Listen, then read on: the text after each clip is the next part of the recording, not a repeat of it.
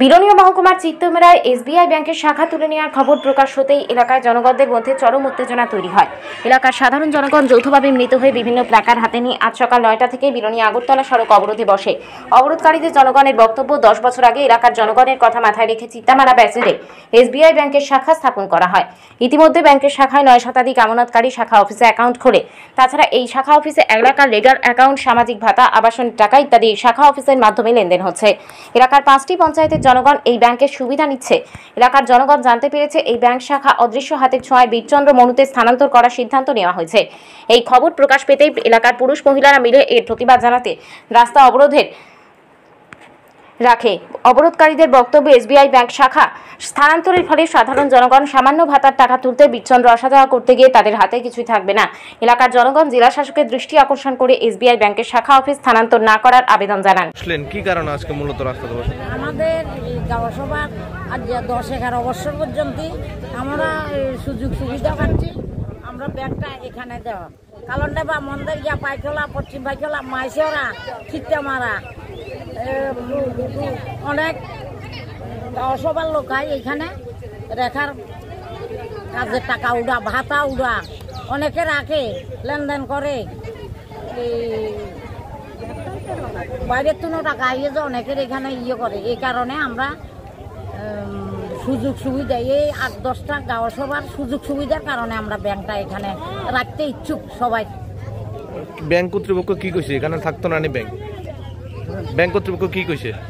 Bank কর্তৃপক্ষ কইছে তারা যেখানে লইয়া যায় সেখানে যাইব। আপনারা কি শুনছেন এখানে ব্যাংকটা কোথায় যাবে? বিচ্ছন্ন যাবে বলে আমরা শুনছি। এর আগে শুনছি বনকর নিব গই, তো এখন সেই দেখুন কাটে নিয়ে দেখি নিয়ে নিব গই, তখনও আমরা একটু সবাই করছিলাম।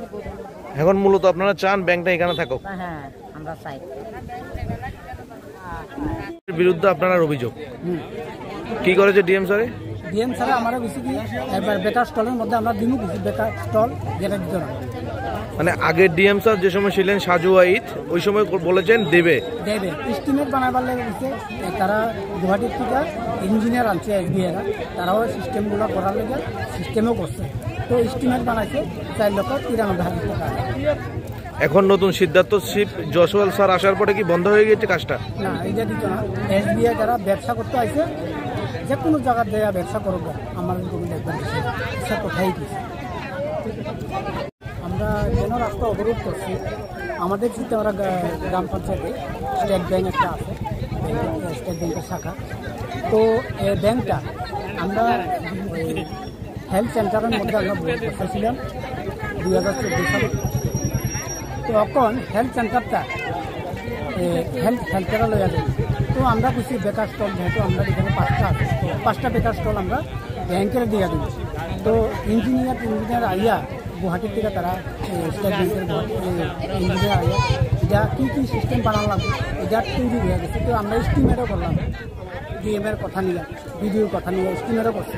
তো টাকা শর্ট করে আমরা উইল ফিসের কালেকশনের টাকা 2,30,000 টাকা আমরা এখানে দিই।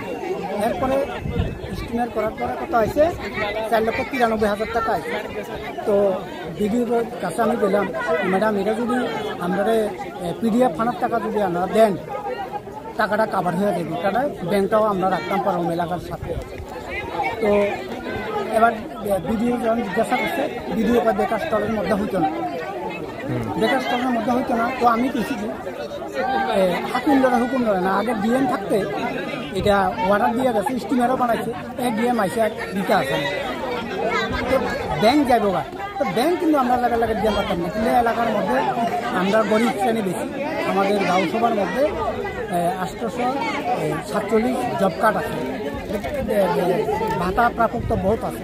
এখান থেকে যদি বিলো নেওয়া যায়, অটো ভাড়া লাগবে কত 500 টাকা, আমরা ভাতা পাই কত 2,000 টাকা। 500 টাকা গেলে তাহলে আমরা কত পাবো 1,500 টাকা, তাহলে 2,000 টাকা বাটা করে কী লাভ? এর লেগে বেশি এই ডিএম কেন আমাদেরকে জনগণের স্বার্থে, এলাকার স্বার্থে ব্যাংক একটা ঘর তৈরি করে দেওয়ার কেন দিতে আসে না? এর বিরুদ্ধে আজকে রাস্তা অবরোধ আমরা করতেছি। তো আরেকটা সিএমের কাছে আমরা আকর্ষণ করছি আমাদের যেন ব্যাংকটা চিত্তামারা গাঁওসভার সাথে চিত্তামারা ব্যাংকটা 5টা জিপি লই চলে। উত্তর ভারত, পশ্চিম পাইখলা, চিত্তামারা, পূর্ব কলাবাড়ি 5টা জিপি এখানে চলে, ভাগটা আছে। তো এর লেগে আমরা সঠিক বিচার পাওয়ার জন্য সিএমের কাছে এই ডিএমের বিরুদ্ধে সঠিক বিচার পাওয়ার জন্য আমরা আবেদন করছি সিএমের কাছে, ব্যাংকটা যেহেতু যেন থাকে।